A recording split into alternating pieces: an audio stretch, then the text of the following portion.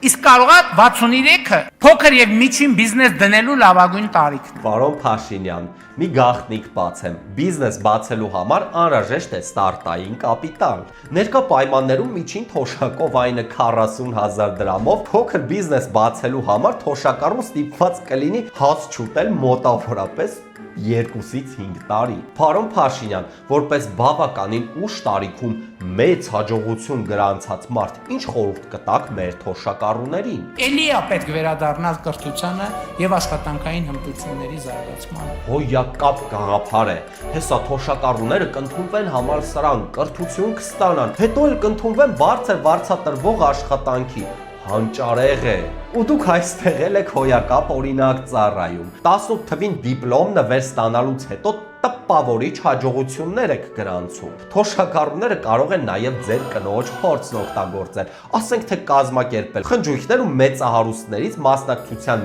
մեծ վճարներ կլպել։ Պարոն Նիկոլ, դուք ծաղրում եք մեր տարեցներին, ինչպես չեք համաչում։ Այժմ կարող եք աջակցել ինձ նաև Patreon-ում։